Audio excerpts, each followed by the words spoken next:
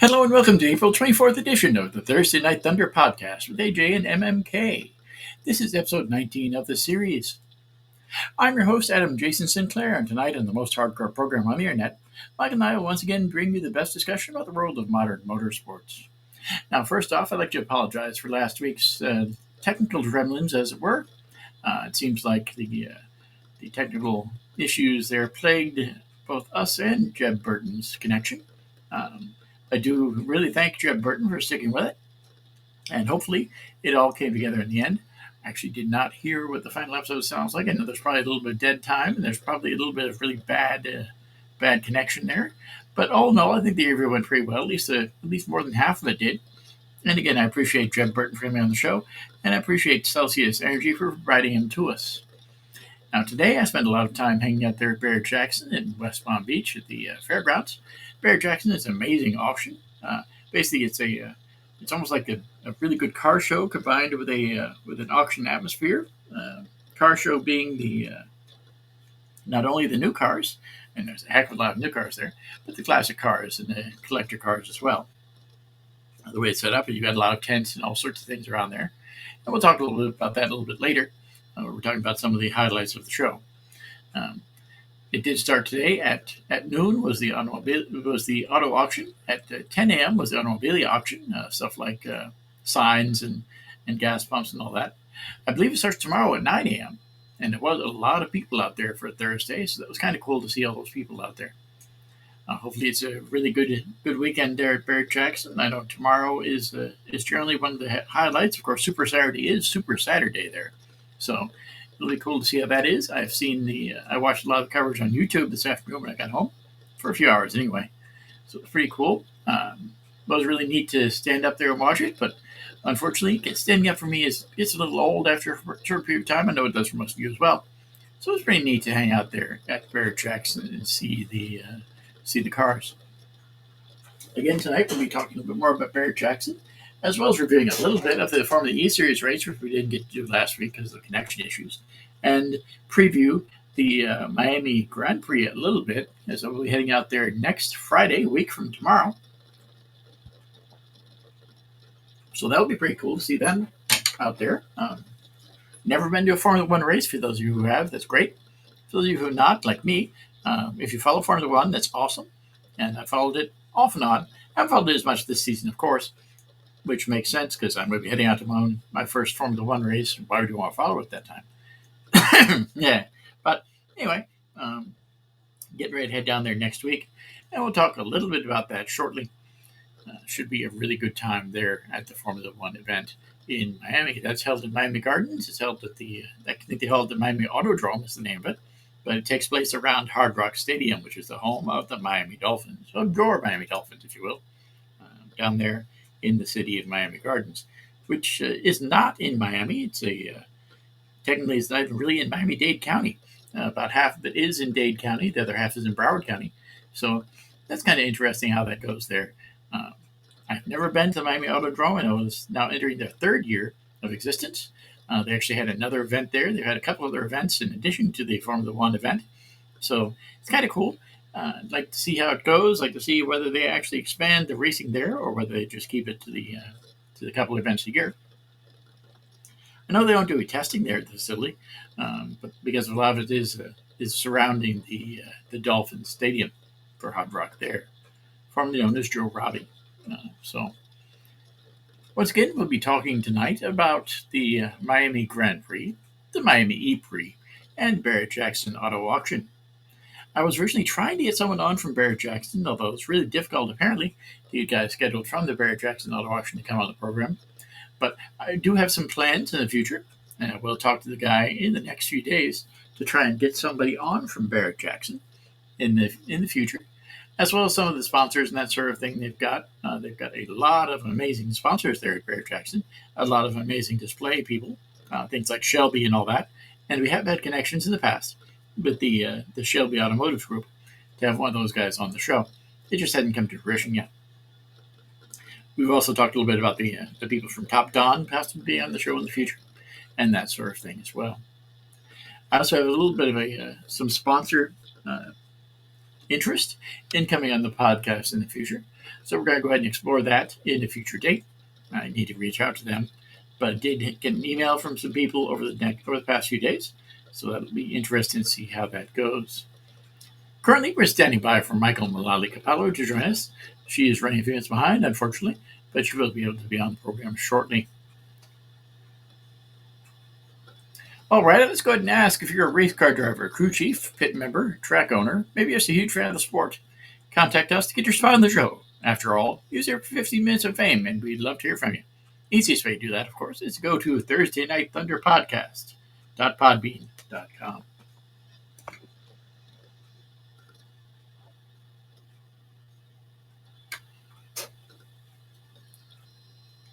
After an 8-week hiatus, Andre Formula E was back in action for the team's home race at Homestead Miami Speedway last week, with free practice 1, and the earlier planned shakedown session was cancelled due to torrential rain. Jake Dennis finished in 18th, with teammate Nico Miller in 21st.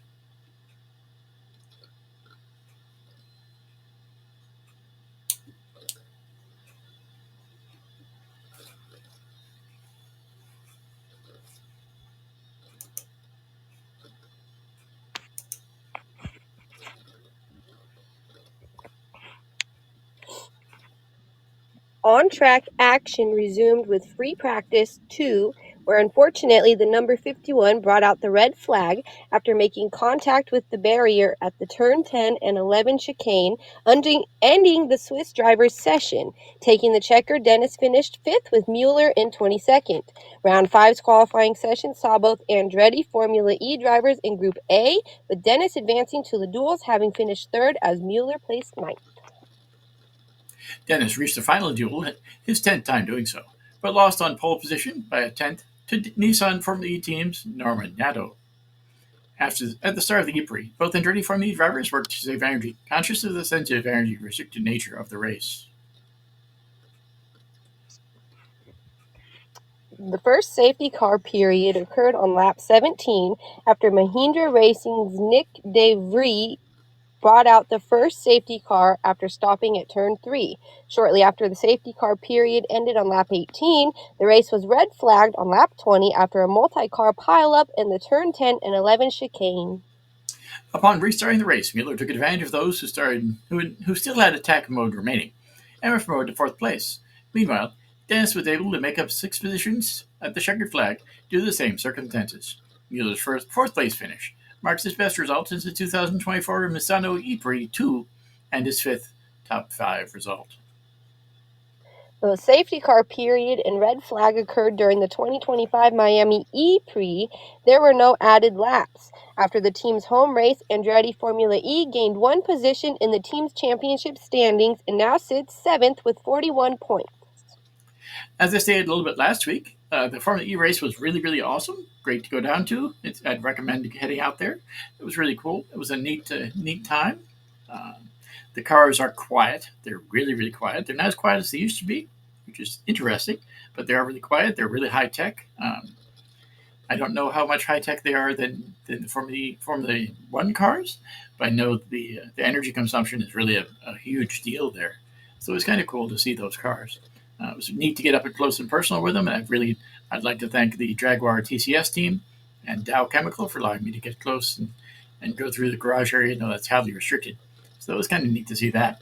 I'm trying my best to post some of the interview stuff I did with the drivers there in the Formula E paddock with Mitch Evans from Jaguar TCS, as well as with Carlos Padilla, who's the Dow rep for Carlos for Dow, and works directly with the Jaguar TCS team, as well as the team principal, the outgoing team principal, as we found out in recent days, for Jaguar TCS Racing.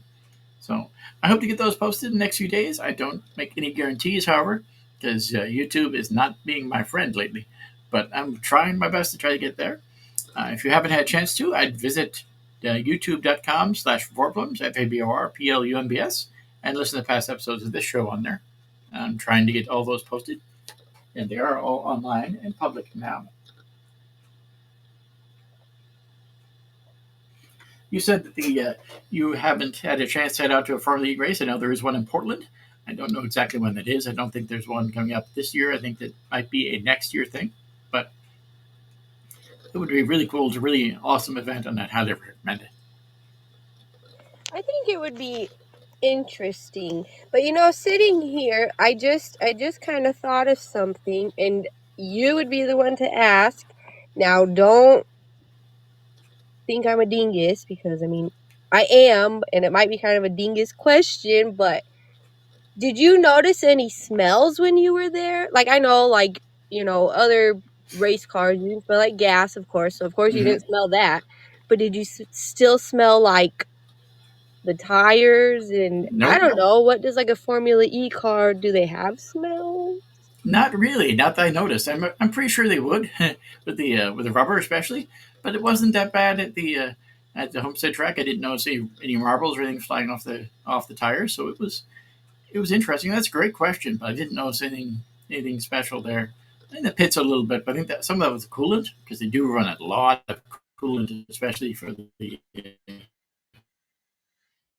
batteries.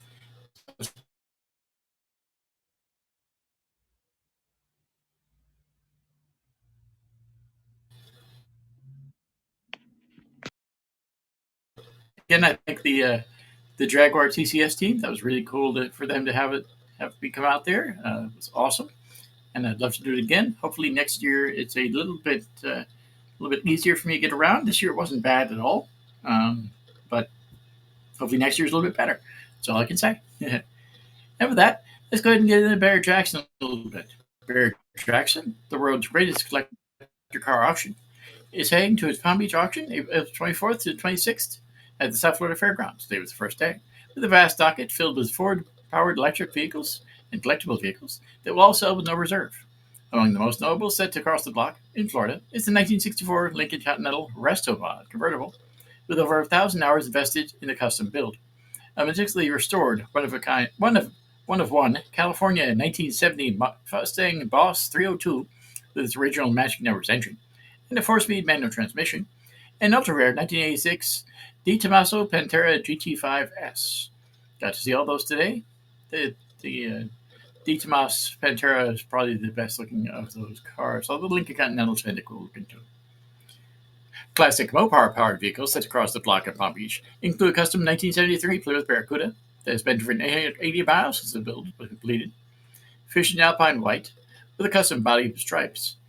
It is a modern V8 Hemi engine and features Barracuda digital gauges with a made custom starter panel, power windows, door panels, and headliner. A 1970 Plymouth Barracuda convertible is one of 36 N-code Barracudas produced for the model year and is equipped with a 335 horsepower engine and automatic transmission. Late model Mopars also include a 2023 Dodge Challenger SRT Hellcat Last Call Black Ghost Edition, lot number 678, named Black Ghost to honor the legendary status and performance of its predecessors. It is powered by a Hemi V8 with an 8-speed automatic transmission. A 2023 Dodge Challenger SRT Hellcat Jailbreak, lot number 773, has 9 actual miles and features a custom convertible conversion capable of producing 807 horsepower with its supercharged Hemi V8. A 2023 Dodge Challenger SRT Hellcat Red Eye Wide Body Jailbreak Last Call Edition preview on the docket has 2,003 actual miles. The recipient of a meticulous professional restoration, the 1959 Chevrolet Corvette 283/270 dual quad convertible, lot number 759, is one of only 1,846 of 270 horsepower dual quad Corvettes produced for that model year. Interior features include new carpeting with matching floor mats, a restored instrument cluster, a new AM/FM radio, a refinished center climate control panel. The 1954 Chevrolet Corvette, lot number 774, received a frame-off restoration and is powered by a V8 engine mated to a 4-speed automatic transmission. It is finished in 2015 PPG Corvette Crystal Red tri-coat paint with additional pearl added. The custom 1967 Corvette convertible, lot number 747, was built by Hot Rod Dynamics and has 422 miles since its completion. The new GM V8 engine, paired to a Tremec 5-speed manual transmission, was professionally tuned and dyno tested. The custom interior includes red leather interior, power windows, Dakota digital gauges, vintage air climate control. I did it, tilt steering column, Detroit Speed electric headlight door kit, and a retrofit digital Bluetooth stereo. Built by Trill Rosen of Motion Performance and Baldwin Motion, the 1970 custom Corvette of lot number 780.1 features a restored T-top roof, custom body panels, side exhaust, power steering, power disc brakes, and air conditioning. A one-time owner. One owner, a 1987 Corvette convertible, that number 87, remains in factory configuration with its original drivetrain, has 28,496 actual miles. Also, a one-owner car, the 2003 Chevrolet Corvette convertible, lot number 93, the 50th anniversary edition, and has 4,473 actual miles. One of 500 C7Rs produced for the model year, the 2016 Chevrolet Corvette Z06, lot number 661, is all original and powered by a supercharged 650 horsepower V8 engine paired with an automatic transmission. It has 4,723 actual miles and is equipped with the Z07 package, 3L7 trim package, and the carbon fiber package. The 2019 Chevrolet Corvette ZR1 convertible, lot number 691, is powered by a supercharged V8 engine paired with an 8-speed automatic transmission and has 1,185 actual miles. The 2023 Chevrolet Corvette is powered by a mid-engine V8 paired with an 8-speed dual-clutch automatic transmission and includes the 3LT and Z51 packages. Crossing the block in Palm Beach for charity is the 2025 Chevrolet Corvette Z06 3LZ convertible, VIN 001, lot number 3002, owned by Pro Football Hall of Famer Jerome Bettis, who will be on the block for the sale. Finished in black, the Corvette includes the visible carbon fiber aero package with carbon fiber ground effects, outside mirror covers, and wheels. The jet black interior features the stealth interior trim package, Napa leather seating, and competition bucket seats. The entire hammer price will benefit the Jerome Bettis Bus Stops Here Foundation. Another charity vehicle with celebrity provenance is a custom 2017 Ford F-250 Super Duty Champions Edition pickup, lot number 3001, built by Real Truck in collaboration with three-time NBA champion and former Miami Heat guard Dwayne Wade. It is powered by a V8 engine mated to an 8-speed automatic transmission and rides on a Real Truck Superlift 6-inch lift kit with king coilovers and rear shocks. Custom features include 2008 Olympic Beijing floating center caps, graphics that showcase Wade's professional accolades, a Champions Edition tailgate plaque, Wade's signature lighted star headliner, and embroidered signature on the headrests. Social Change Fund, United, a nonprofit organization co-founded by Wade, will receive 100% of the hammer price from this sale. Donated by a longtime Barrett Jackson friend, philanthropist, and renowned car collector Ron Pratt, the 2024 Ford Mustang Dark Horse VIN 001, lot 3004, will be sold 100% of the hammer price, benefiting the Tunnel of Towers Foundation. The heart of the Dark Horse Mustang is the all-new fourth generation Coyote V8 engine, mated to a 6-speed Tremec manual transmission. Special equipment on this VIN 001 vehicle includes Recaro seats, painted hood, and accent stripes, and the handling and appearance package.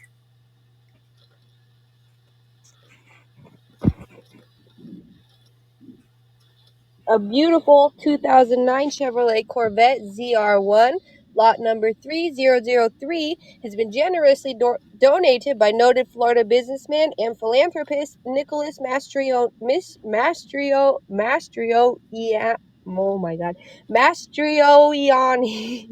to raise much-needed funds and awareness for Hannah's Home of South Florida. The cyber gray example with a custom leather interior has 3,800 actual miles and is from the introductory year of the ZR1 model, which was the first Corvette to exceed 200 miles per hour and achieve true supercar performance. The 1994 Dodge Viper RT convertible, lot number 3000, has 222 actual miles and will be sold to benefit the Florida Highway Patrol Advisory Council.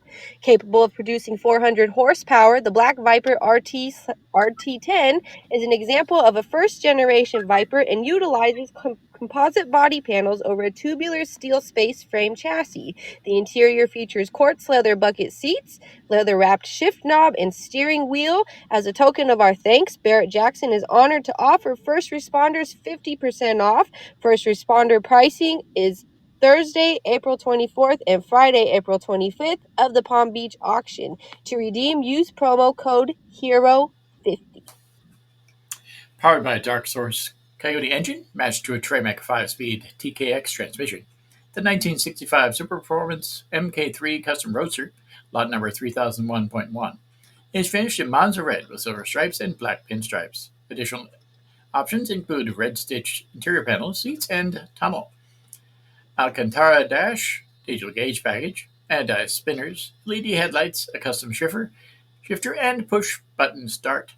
The entire sale price will benefit right through T1D, formerly known as JDRF. Be a part of Florida's ultimate automotive lifestyle event. To take advantage of advanced pricing at Barrett Jackson Experience for the Barrett Jackson 2025 Palm Beach auction, go ahead and head to their website. The advanced ticket pricing has expired, of course, but you can take advantage of the Barrett Jackson Experience, and you can buy tickets in advance, plus buying tickets at the gate. Those interested in consigning their vehicles with confidence for Barrett Jackson's next event, the October 15th through the 18th, 2025 Scottsdale Fall Auction, can submit their online application. Go online to the Barrett Jackson website for that. Bidder registration for the Palm Beach auction is open. It's still open, with 2 packages to choose from and upgrades for muscle lounge access. Personally, I think that'll be interesting to be a bidder there at some point. I know that the introductory offer for that is only $100, and that's pretty cool.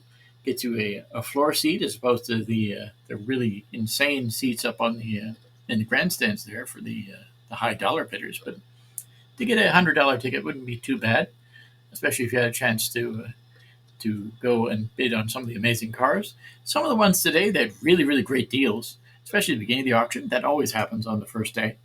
So it's a kind of a cool thing. I was talking a little bit earlier. The best car that I think had the best deal for it was the Chevy HHR. For those of you who are fans of the HHR, you'll remember that it was a sporty-looking automobile, kind of a throwback type thing, sort of an SUV thing, but really rounded edges, kind of neat looking.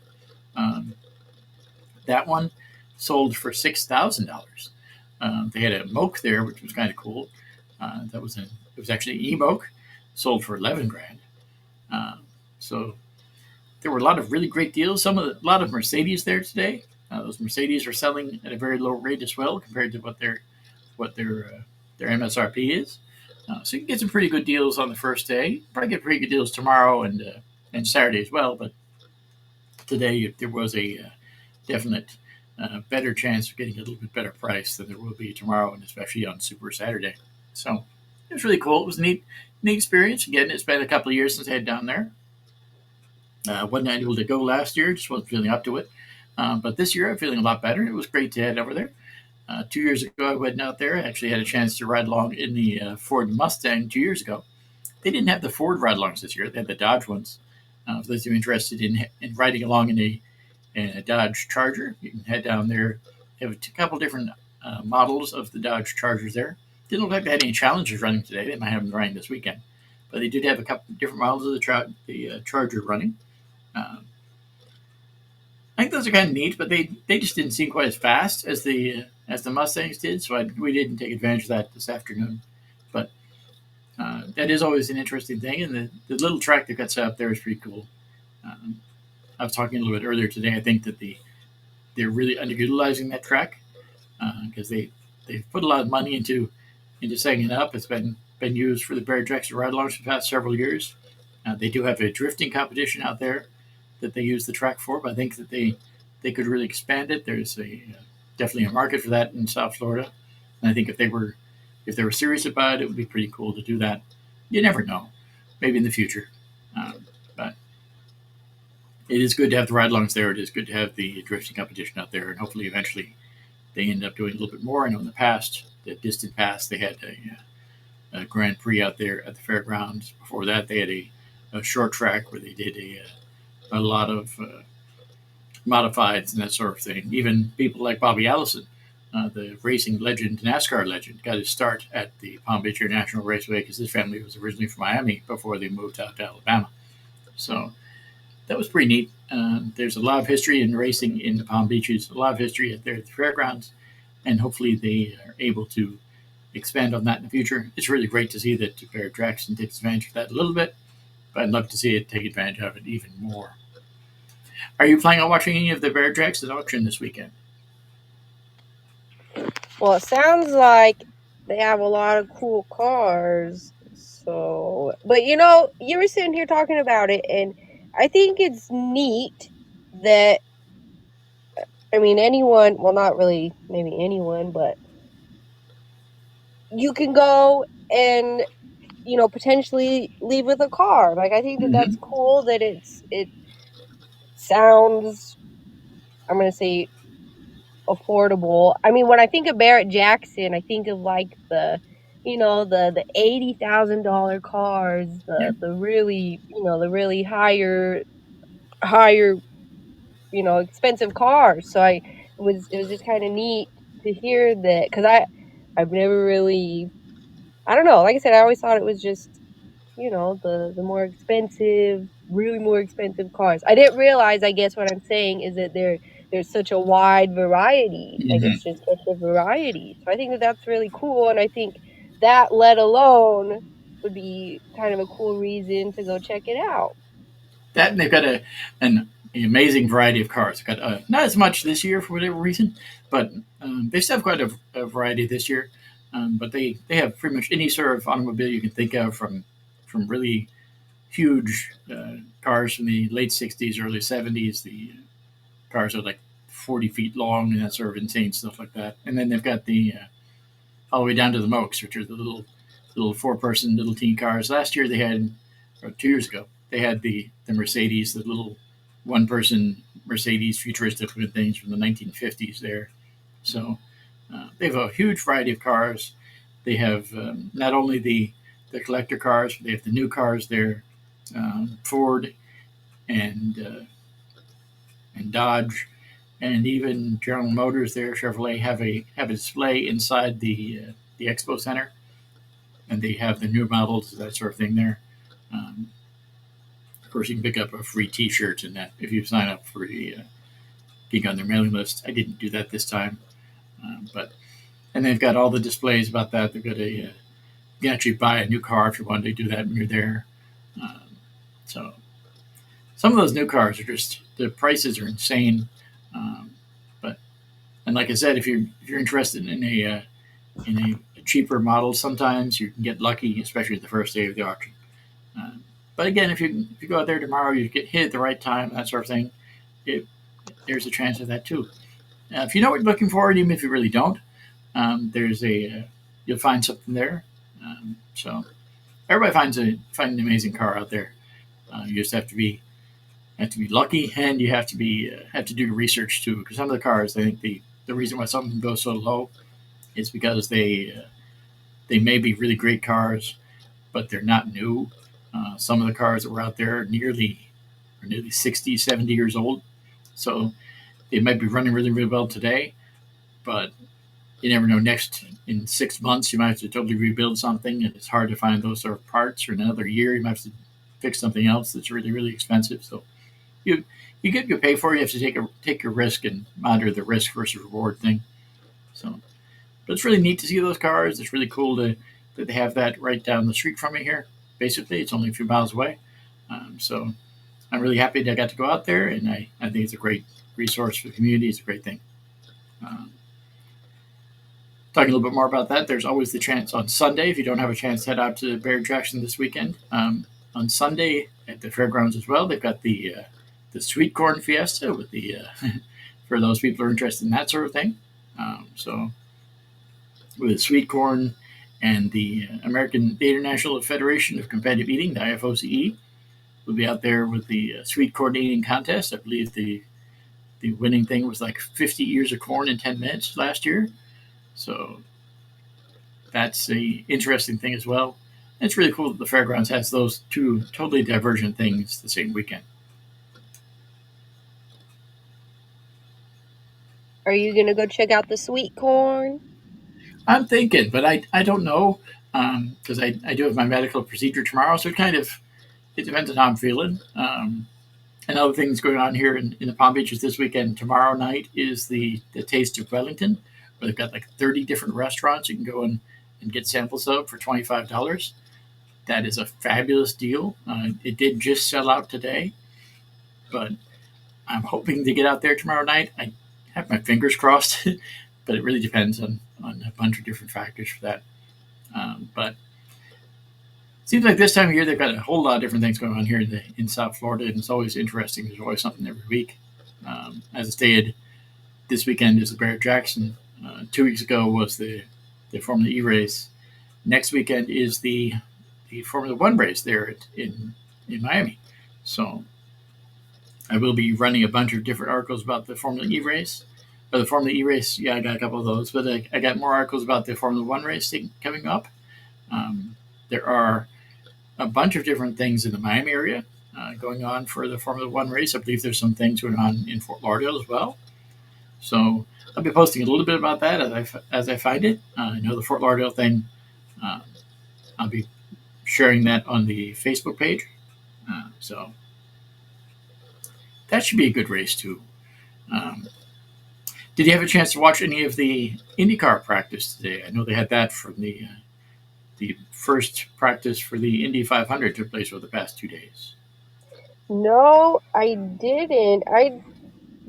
It seems like the Indy 500 kind of came up quick. Yep, less than a month away, like 3 weeks. So that'll be pretty neat too. I know they weren't going very fast. They're going 225 miles an hour, which is fast enough, but they weren't going very fast compared to historical averages.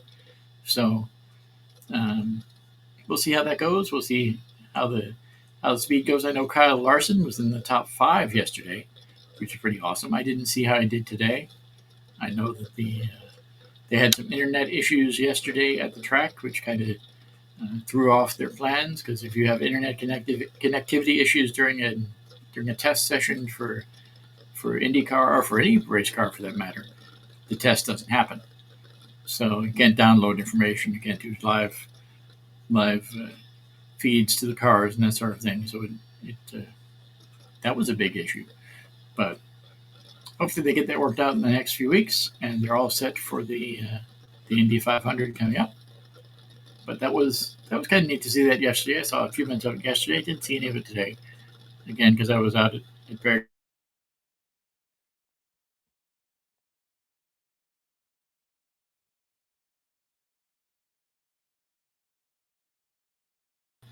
Didn't feel like doing any racing stuff.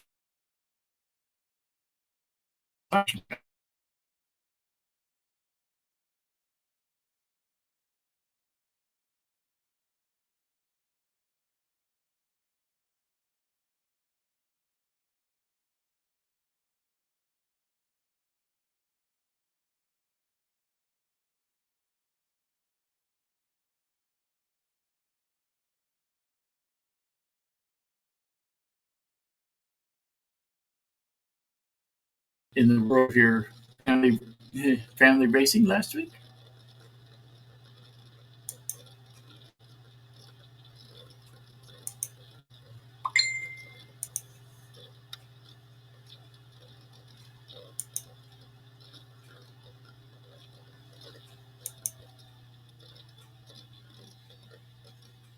Yeah. Seems like we got a little bit of connection issues, but hopefully we work them out in the next few minutes. Uh, what's your big racing plan for this weekend? Oh gosh, there's not really it's not really a plan at the moment because last weekend my nephew, it was really neat. The car He did really good all night. He led the majority of his heat race, and he led the majority of his main event, and it was really cool watching him just do his thing out there. And then the car, it was the final lap, literally the final lap, and his car let go in turn 3 and 4. No, yeah, in turn 3, his car let go, and he still finished second, which I just think is so neat. But yeah, his car blew up on the final lap. So as of right now, we don't really have too many racing plans. They're trying to figure out another car or something, but yeah, it's fun while it lasts. There you go. Well, hopefully, he has another good weekend coming up, so that'll be good. I know you have a small fleet of racing cars there you can choose from. Hopefully, you're able to get one of them going. Yeah, well, it's funny because the one that I showed you a picture of many months ago, that seems to be the one that they all kind of want. And I hate to be the one to break it to them that it's not for sale or for, celebrity driving.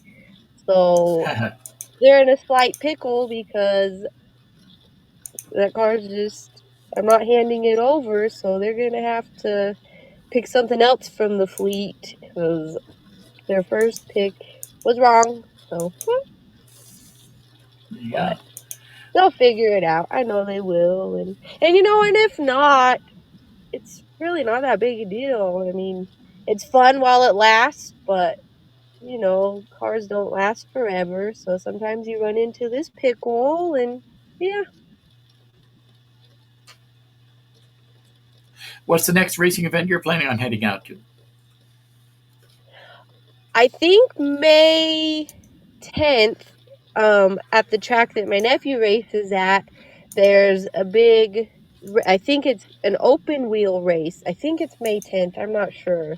But there's a big open wheel race, and they call it Thunder in the Valley. And they have like the sprint cars, and they have the midgets, and then they have, well, I should say the wingless sprints, and then they have like the open wheel modifieds, and they have like the vintage sprints and stuff. So I think that might be our next racing event because I've always wanted to catch that race and I never have. So I think it will be interesting. I think we'll have to try to catch that one. Cool. Like I said, the next event we're heading out to is the Formula One race next Friday. Looking forward to that. That should be really interesting. Uh, did find out where I'm going to be parking for that, so it'll be a little bit of a walk, but won't be too bad. I know they've got a parking there for the Formula One race is of course insane, as are the prices for most of the tickets. But the 1 day parking just for Friday, and this was a discount. It was $50, and then there's a parking convenience fee on top of that and all that. But if you don't get parking paid for ahead of time, you'll be probably paying $100 to park in somebody's front yard or behind their house or some sort of other thing in the middle of Miami Gardens. And that's not my idea of fun. I'd rather have an actual parking spot. So we got the parking. Just have to wait for the tickets to be finally delivered. Those will be delivered electronically in the next few days, and then heading down there Friday morning. So that'll be cool. See how that goes. I'm hoping the weather is just like it was today, which is the upper 70s, low 80s. Last year, when I wasn't able to go anywhere, but I was able to see it on television, it was in the low 90s there. Not my idea of fun wandering around the Miami area in the low 90s. So hopefully it's about the same as it is today, and hopefully the competition is good. I know they've got a few different events on Friday. They've got the Formula Academy cars, which is the women in motorsports there. They've got the Formula One cars running a few times. So we've got the qualifying. So that'll be neat, and we're looking forward to that. It should be a really good day of racing next weekend. On Friday, Saturday is the sprint race for the Formula One series, as well as one of the Formula Academy races, and of course Sunday is the Grand Prix of Miami itself with Formula One. So That should be good. There are still tickets available. I keep seeing those all the time posted on Facebook and all that. Tickets are lower priced this year than they were last year, which is great. They're still awful high for South Florida competition things, but they're getting better. So if you're interested in heading down there, you can find them in all different places. You can find them officially on the Ticketmaster webpage, of course. You can find them on the page for the Formula One Miami, and you can find them on SeatGeek or your favorite resale thing as well. So I did find tickets on SeatGeek that weren't that bad. They do have $50 tickets for Friday, $75 tickets for Saturday. I did not look at Sunday's prices. I'm afraid to look at Sunday's prices, but I did look at the other one. So if you're interested in hanging down there Friday and Saturday, that's not really that bad considering what you get to see. And Formula One, really difficult to see in the United States now. So really cool to see that, and I'm looking forward to it. Should be a good event. And with that, let's go ahead and close out the show for this week. So we're all ready for the getting into next week's show, which I'm currently working on, trying to get some different things going, and I'll keep you guys informed as I get it done. Be sure to check out past episodes of Thursday Night Thunder, as well as the other shows on the Speedway Digest Radio Network by searching on your favorite search engine. You can occasionally find them here and there. I've found a couple of shows really hard to find now, but you can find them if you're looking. You can also check out this show on Facebook by visiting facebook.com/SD Thursday Night Thunder. You can listen to previous episodes of this show at Thursday Night Thunder Podcast.podbean.com or on Podchaser, which I thought is kind of cool, at podchaser.com/Thursday Night Thunder with AJ and MMK. You can also find the show on iHeartRadio, Boomplay, Spotify, Player FM, as well as at youtube.com/RevortPumps. You can also find it on Amazon Music now, although I don't have a link for that. I know if you look for it, you can find it there. I also invite you to check out my new racing news site at motorsportsnewsandviews.wordpress.com. That's where I've been posting a lot of information, and as well as I've been posting some stories about Barrett Jackson on there. I do have a couple that I posted the other day. Be sure to check those out. In addition, if you're a fan of South Florida and who isn't, be sure to check out the latest news and information about our slice of paradise and my travel blog, Ropeland's Fantastic Finds, which can be found on Facebook, on X, formerly known as Twitter, and by heading to Ropeland's Fantastic Finds. That's FABORPLUMBS fantasticfinds.wordpress.com. Thank you for listening, and we look forward to seeing you again next week in the Thunderdome as we discuss the major issues in the world of modern auto racing. Have a great weekend.